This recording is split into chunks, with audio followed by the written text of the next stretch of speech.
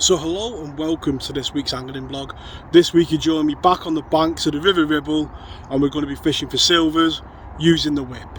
I was on the river nice and early this morning in the dark, hoping to get one of the pegs a bit further down where the water is slightly deeper and we've got a chance of a few roach, but unfortunately arriving on the bank there's a lot of competition for pegs and somebody was on the swim. So what I've decided to do is set up in a swim that I've fished before. What we're going to do today is just try and catch a few fish on the whip and just see if we can get a few bites. The river behind me, as you can see on screen now, has been in the fields recently, but it is a river that does run off quite quick. As you can see behind me, it's got a bit of colour and is looking very wintry today. There is a nip in the air and winter does feel like it's here. Before we do get into the vlog, just want to thank everybody who watches the channel, leaves it such nice support and the nice comments that you do leave on the channel. It really is appreciated and thank you very much. If you are new around here, my name's Danny and every Friday we put a new video on the channel.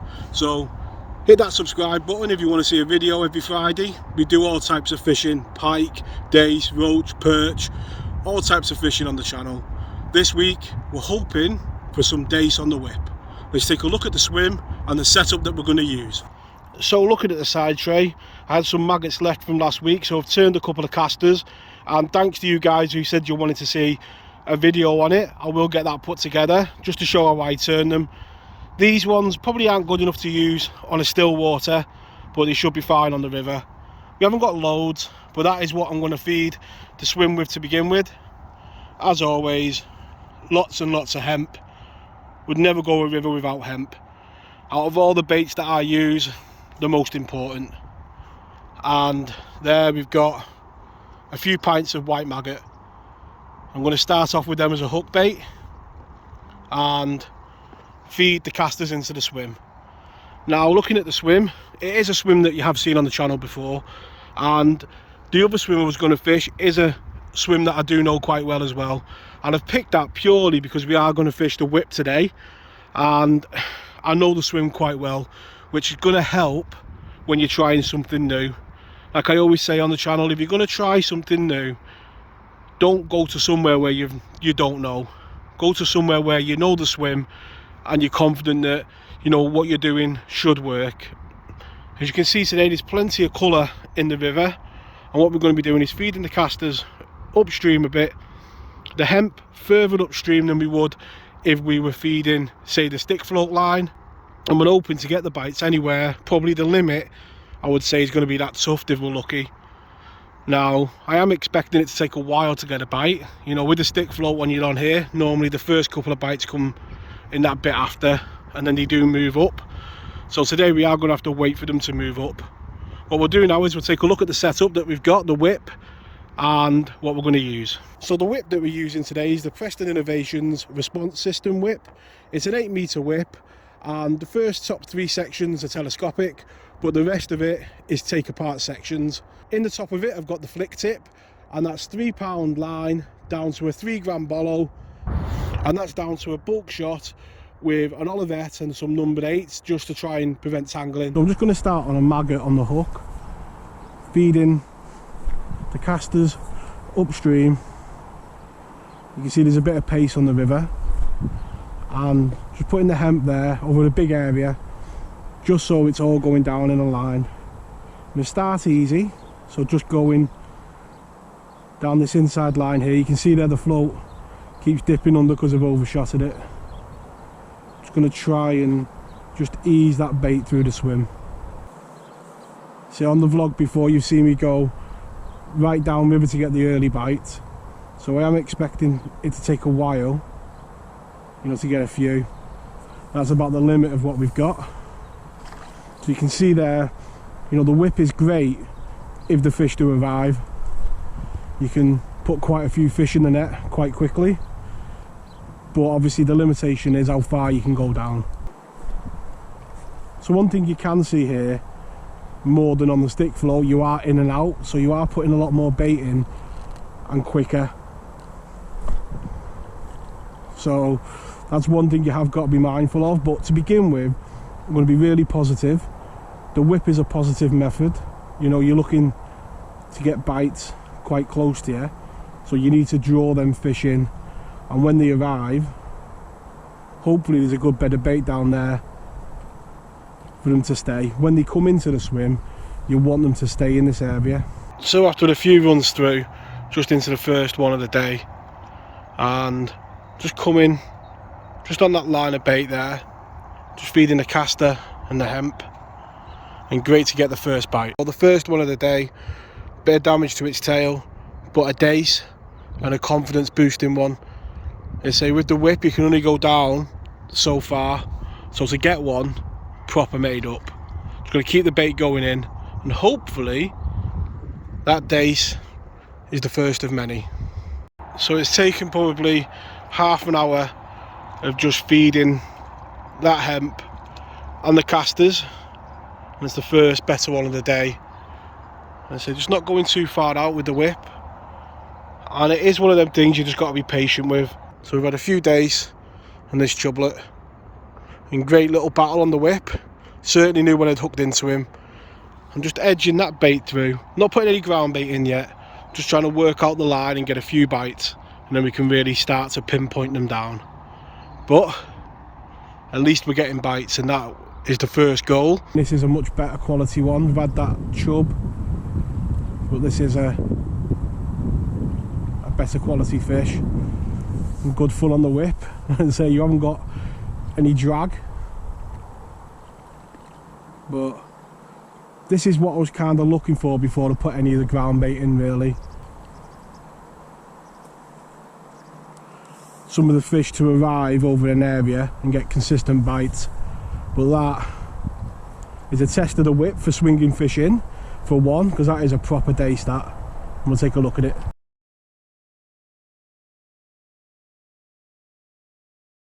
And like with the stick float, it's all about getting into that routine, putting the bait in and just running that float down. You can see there, one or two fish now in the swim. It feels like another nice quality one. It looks like another chub. And like I said at the start, I picked this swim because I'd fished it a couple of times before and had mainly dace. You bring the whip and you start hitting chub. It's always the way, isn't it? But great fun. And like I say, in other blogs on the channel we've had carp out on whips, so you know you can get decent fish out. But what fun that was on the whip. And another one of those small little chublets, and yeah, if there's a few of them about, we'll have a nice net at the end. Ice cold in the hand, but great fun.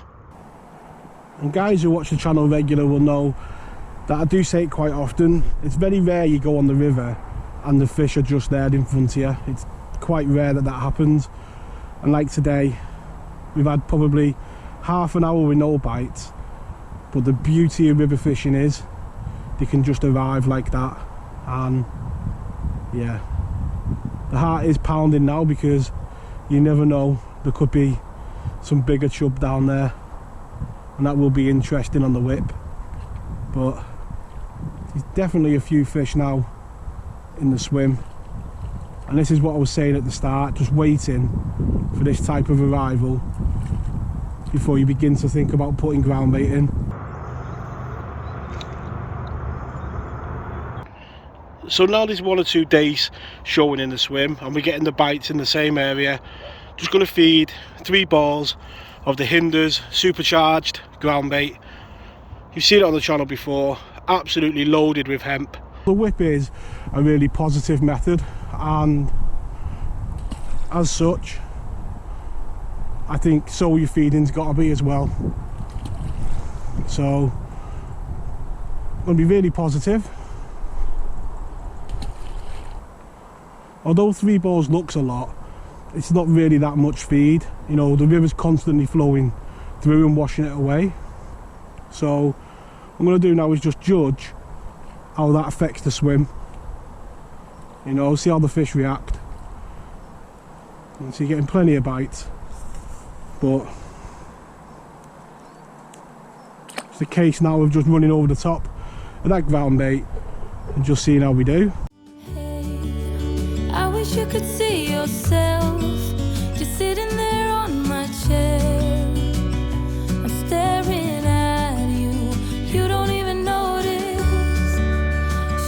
you straight away.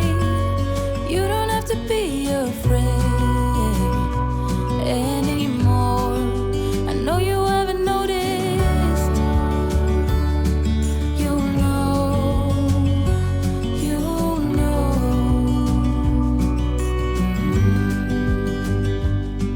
that I won't let you go. Put your arms around me and I'll let you know how it feels when time goes slow. And I won't let it rush when I see you dance. And the moment comes when I fall and time goes slow. I fall into you.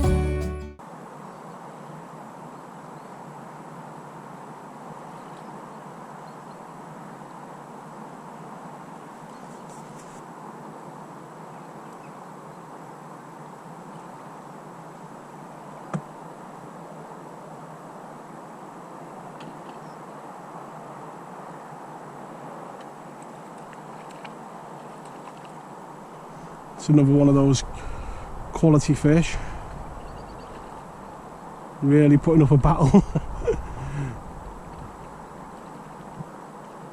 And I think it's another one of those chub. So over the years fishing the ribble, I've had some great days fishing for the dace and the roach. I've never really had one, you know, where I've had the chub in the swim. It's just typical, isn't it, when you bring the whip that Mr. Chub arrives.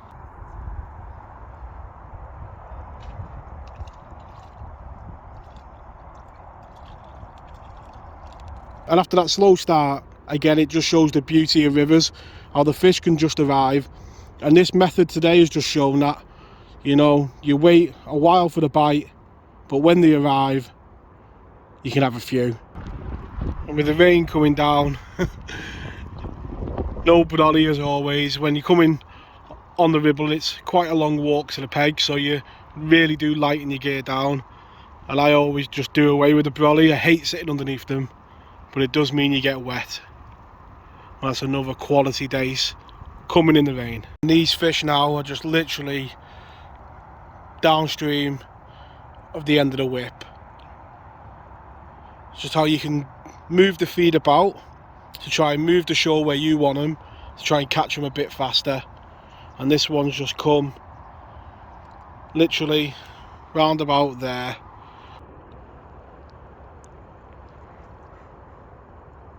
And by just changing how you're feeding, just a bit closer in, you can slowly move that shoal just a bit closer to you.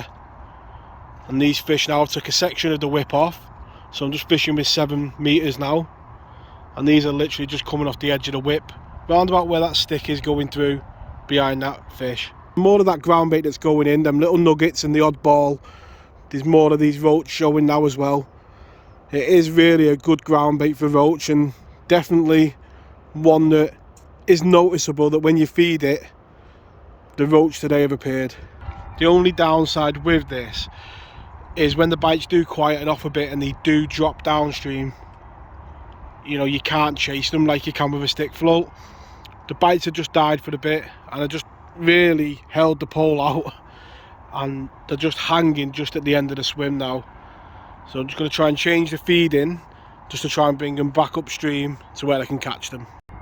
Just by feeding a few pouches of that hemp a bit further upstream, and really feeding heavy with the caster a bit further upstream as well, this has come right back over the bait again, and it looks like a nice fish. Sometimes on those cold winter mornings when you're up at 4 o'clock in the morning, it can be hard to get out of bed when you're snuggled up warm, but roach like that and fish like that are what get you out of bed in the morning in winter.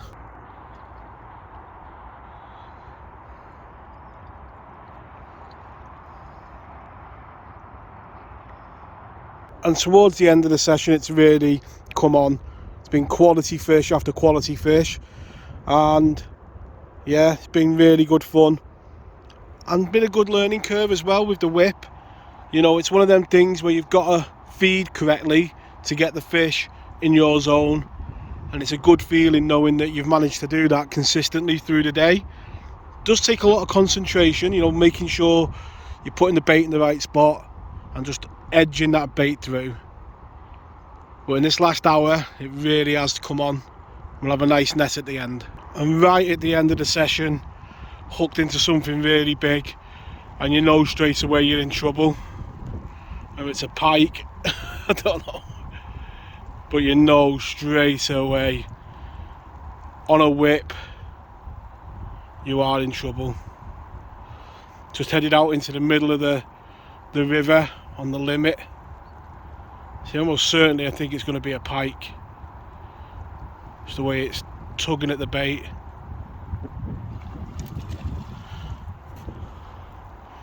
And if you can see what that was, let me know. So the rain's really coming down now. That is the final net of fish. You can see plenty of quality and plenty of bites. I'm going home for a hot drink and a warm tea. I want to thank you all very much for watching. Tight lines in your own fishing, and I'll catch you all next week. Tight lines.